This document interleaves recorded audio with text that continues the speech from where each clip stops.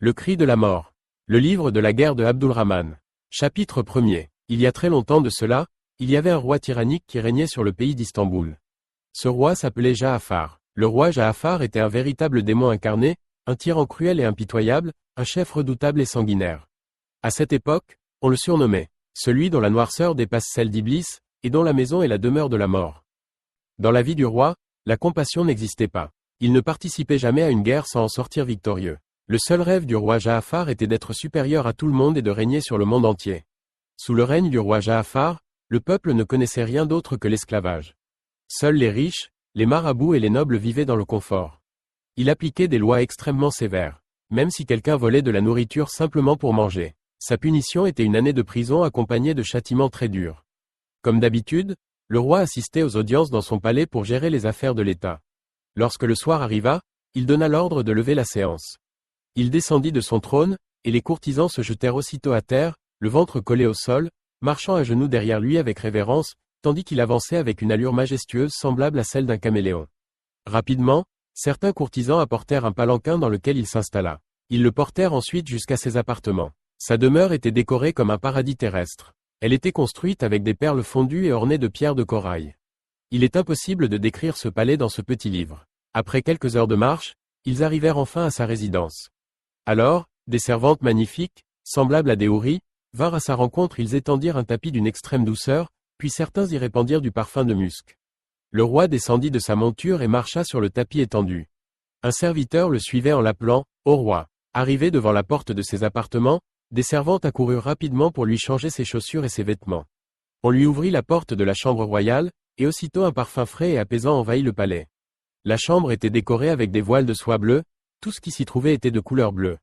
Il y avait des fauteuils fabriqués en or fondu, étincelants et éblouissants à la vue. Dans un coin se trouvait une grande table couverte de plats variés, avec du mouton rôti et des viandes grillées. Tout était d'une beauté et d'une élégance extraordinaire.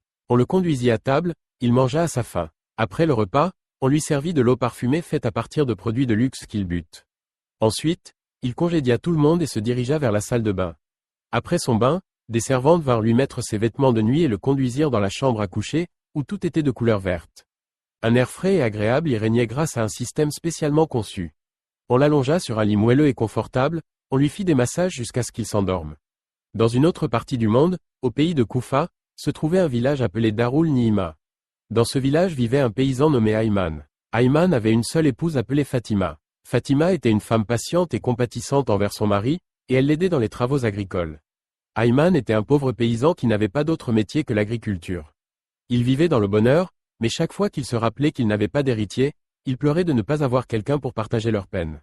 À présent, cela faisait 20 ans qu'ils étaient mariés. Mais ils n'avaient pas d'héritier. Ils étaient allés consulter des marabouts de toutes sortes, plus d'une centaine même, mais leur souhait ne s'était toujours pas réalisé. Ils avaient fini par perdre tout espoir d'avoir un enfant. Un jour, Ayman se rendit au champ comme à son habitude, quand soudain il s'arrêta net, saisi de peur. Ce n'était pas n'importe quoi qui l'avait effrayé, mais une étrange tempête sombre qui se leva devant lui. Jamais de toute sa vie il n'avait vu ni entendu parler d'une telle tempête, même dans l'histoire. Dans son cœur, il pensa que cette tempête était soit un démon maléfique, soit un sorcier. La poussière envahit tout le champ. Lorsque la poussière retomba, il fut frappé par ce qu'il vit, il en laissa tomber sa houe et resta paralysé. Il ne vit rien d'autre qu'un démon noir, hideux et difforme. Le démon soufflait en produisant un bruit semblable à celui du frottement du fer, un son qui troublait l'âme. Tout ce qui se passait, Ayman était le seul à le voir et à l'entendre. Pris de panique, il voulut s'enfuir en courant, mais il eut l'impression que ses jambes ne le portaient plus.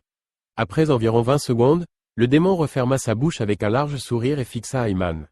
Il dit « Oh Ayman, je vais te donner le remède à ton problème qui dure depuis des années. » En entendant ces paroles, Ayman ressentit une grande joie dans son cœur. Mais il se dit intérieurement « Pourquoi ce démon me donnerait-il un remède que même les marabouts n'ont pas pu trouver ?» Une voix intérieure lui rappela que même les démons eux-mêmes sont au service des sorciers. Mais il décida d'écouter ce que le démon avait à lui dire. Le démon reprit « Oh Ayman, fils de Nosur, je ne suis venu vers toi que pour te remercier de ce que tu as fait pour moi. » Ayman se dit en lui-même « Qu'ai-je donc fait pour ce démon ?» Le démon lui dit alors « Un jour, tu es allé au puits la nuit pour puiser de l'eau, car ta femme Fatima était malade. Tu as alors vu un bébé-fille nouveau-né, couché dans le sang au bord du puits, dans un état terrible. Tu as pris la fillette et tu l'as soignée avec ta femme Fatima jusqu'à ce qu'elle guérisse. Vous l'avez élevée, ma femme s'est déguisée en humaine pour venir la récupérer. Or cette fille est la mienne, et le jour même de sa naissance, l'un de mes ennemis a envoyé son serviteur pour l'enlever et a ordonné qu'on la tue. Il avait vu dans une révélation que cette fille, si elle grandissait, deviendrait une reine juste, que le trône de la ville lui reviendrait, qu'elle instaurerait un règne fondé sur la justice et qu'elle mettrait fin à tous les tyrans. Or lui-même faisait partie de ces tyrans. La raison pour laquelle il l'avait abandonnée ici est que son serviteur devait la jeter dans ce puits après l'avoir poignardée. Mais un autre serviteur est arrivé et a empêché cela, il a pris la fillette et l'a déposée à l'endroit où tu l'as trouvée. Celui-là est ensuite allé affronter l'ennemi, mais il a été tué. Mon ennemi est revenu pour reprendre la fille, mais il ne l'a pas trouvée, car tu l'avais déjà emmenée chez toi. La raison pour laquelle il n'a pas pu t'atteindre est que tu possèdes un sang particulier, et ce même sang coule aussi dans les veines de ta femme. La fillette possède également ce sang spécial parce qu'elle a été allaitée par ta femme. J'ai alors décidé de l'emmener dans une forêt et de la cacher afin de lui sauver la vie. Sur cette terre, il n'existe aucun endroit plus sûr pour elle que cette forêt que mon père m'a confiée en secret. Il m'a dit que je ne pouvais y entrer qu'une seule fois tous les 1000 ans, et je ne pouvais pas attendre aussi longtemps. Aujourd'hui, dans le monde entier, personne ne peut pénétrer dans cette forêt à part quelqu'un qui possède ton sang et qui n'a pas encore atteint ton âge. C'est pourquoi j'ai décidé de te donner un remède de fertilité extrait de cette forêt. Maintenant, si toi et ta femme prenez ce remède, vous aurez un enfant. Vous aurez un garçon, un guerrier invincible, capable de briser des armées. Et il ira dans cette forêt. La raison pour laquelle je te donne ce remède extrêmement précieux, c'est que si je le voulais, je pourrais moi-même le prendre. Mais si je bois ce remède, je ne peux donner naissance qu'à un fils capable d'entrer dans cette forêt. Premièrement, tu as sauvé ma fille. Deuxièmement, tu as plus besoin de ce remède que moi. Et puisque tu as sauvé ma fille sans rien me demander en retour, considère que ce remède que je te donne est la récompense pour l'avoir sauvée. Même si tu prends ce remède et que tu as un enfant, je ne forcerai jamais ton fils à entrer dans cette forêt pour m'y ramener ma fille. Le démon plongea la main dans son vêtement et en sortit une fiole contenant un liquide vert. Il la lui tendit. Ayman la prit et le remercia. Le démon lui dit, « Je te souhaite bonne santé. » Puis Ayman se ravisa et demanda, « Quel est le nom de ce remède et celui de la forêt ?» Le démon répondit, « Tu poses une bonne question. J'aurais voulu te le dire, mais tu sais que nous, les démons, avons une mémoire très fragile. Ce remède s'appelle l'eau de la mer magique des sorciers qui se trouve dans cette forêt. Quant à cette forêt, on l'appelle la forêt de la mort. » À peine eut-il prononcé ces mots qu'il disparut brusquement, comme s'il n'avait jamais existé. Tout redevint normal. Toute cette histoire, bien que longue à raconter, s'était déroulée en une seule seconde. Ayman reprit sa houe et se dirigea vers la charrette qui devait le ramener chez lui. Arrivé à la maison, il raconta à Fatima tout ce qui s'était passé entre lui et ce démon. Elle s'écria, « Eh bien, essayons et voyons. » Ils burent le remède, et en moins de 2 semaines, Fatima tomba enceinte.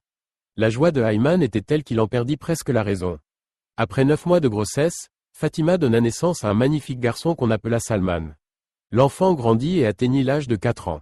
Dès son plus jeune âge, Salman manifestait des choses extraordinaires. Il pénétrait dans des forêts dangereuses et recevait un entraînement au combat de la part des démons. Il se lia même d'amitié avec des êtres encore plus puissants qu'eux. Ses parents n'aimaient pas le voir aller dans la forêt alors qu'il était encore enfant. Mais ils finirent par comprendre que, quels que soient les dangers qu'il affrontait, il en ressortait toujours sain et sauf, et ils cessèrent de s'inquiéter pour lui. Vers l'âge de 16 ans, Salman était devenu un grand guerrier. Et dans tout le continent du pays de Koufa, nul ne pouvait rivaliser avec lui. En matière de bravoure, Salman était une exception, sa force ne provenait que de son courage pur. Il ne possédait aucun pouvoir magique et ne pratiquait aucun rituel, malgré toutes les tentatives des démons pour le pousser à le faire. À cette époque, sa beauté dépassait toute description. La renommée du héros Salman dépassa même les frontières de son pays. Partout dans le monde, on parlait de lui à cause de son immense bravoure et de sa grande beauté. Les filles de rois lui envoyaient sans cesse des propositions de mariage. Salman était grand, à la peau claire, avec un visage long et élégant. Il avait une belle barbe, des cheveux longs, noirs et brillants. Des lèvres rouges bien dessinées, une chevelure digne d'un grand guerrier. Et il était très aimé par les habitants de son village. Grâce à son bon caractère, les habitants lui donnaient chaque jour à manger. Lorsqu'une femme voyait Salman, elle ne pouvait s'empêcher de le regarder longuement et de le considérer comme l'homme de sa vie. Mais lui, les femmes ne l'attiraient pas du tout. Son plus grand rêve était d'accomplir des exploits extraordinaires, afin qu'on ne l'oublie jamais, même après sa mort. Il détestait l'injustice et aidait son père dans les travaux agricoles. Grâce à ses efforts, son père devint, dans toute la région de Koufa, celui qui obtenait les meilleures récoltes. En moins de 4 ans, Ayman devint un très grand riche, sans égal dans tout le pays de Koufa. Il en vint à posséder tout ce qu'il désirait. Mais Salman n'arrêta jamais de travailler avec acharnement. À tel point que, grâce à la générosité de Salman, il n'y avait plus de pauvres dans leur ville. Un jour, Salman trouva son père et lui dit, « Père, je voudrais aller demain au marché pour voir comment se fait le commerce. » Ayman répondit, « Justement, hier, Ta mère et moi avons décidé que ce serait toi qui dirigerais désormais nos activités commerciales dans tout le monde. Salman fut très heureux en entendant cette bonne nouvelle. Dès la nuit même, ils préparèrent les marchandises à emporter au marché le lendemain. À l'aube, ils se mirent en route vers la ville de Koufa. On amena à Salman un grand cheval blanc qu'il monta, et ils partirent. Après quelques minutes de route, ils arrivèrent au marché. C'est là que l'on voyait comment les femmes perdaient la tête en apercevant le héros Salman. Certaines restaient bouche bée, la salive leur coulait de la bouche. Salman donna l'ordre d'ouvrir les marchandises. Avant même qu'on ne s'en rende compte, toutes les femmes étaient venues acheter, simplement pour entendre sa voix. Et lorsqu'elles entendaient sa voix, certaines s'évanouissaient, car elles n'avaient jamais entendu une voix aussi douce, capable d'apaiser le cœur et d'envoûter l'âme. Voyant cela, Salman mit son turban et se couvrit le visage, ne laissant apparaître que ses yeux. Il ordonna aussitôt qu'on remballe les marchandises et dit à ses hommes de rentrer, promettant de les rejoindre plus tard. Il se dirigea ensuite vers la ville pour observer les lieux. La ville était magnifiquement décorée et toutes les maisons se ressemblaient. En marchant, il vit des soldats en train de frapper un homme parce qu'il avait volé de la nourriture pour manger, tant il avait faim. Il se précipita vers eux et leur dit : « Ne le frappez pas, s'il a mangé un peu de nourriture, c'est moi qui paierai. » On lui demanda combien il devait payer. Le soldat répondit : « 5 dinars. » Il paya aussitôt, libéra l'homme et l'emmena avec lui. Voyant que Salman possédait beaucoup d'argent, le chef des soldats devint jaloux et ordonna à ses hommes de l'arrêter, l'accusant d'être un voleur. Comme on dit, l'ignorance est plus sombre que la nuit. Si le chef des soldats avait su ce qui allait lui arriver, il n'aurait jamais osé faire ce qu'il s'apprêtait à faire. Il cria : « Hé, petit insecte, apporte ce sac. » À ces mots, Salman entra dans une grande colère. Son cœur s'embrasa, il se fâcha et frappa violemment le chef des soldats au visage d'un coup puissant. Celui-ci tomba immédiatement évanoui. Les autres soldats prirent la fuite pour se protéger. Salman alla vers l'homme, sortit de l'argent de sa ceinture et le lui donna, puis continua son chemin. Quelques secondes plus tard, le chef des soldats reprit connaissance. Il se précipita aussitôt vers le palais royal de la ville et sonna l'alerte de guerre. Aussitôt, les guerriers et les grands combattants commencèrent à se préparer pour la bataille.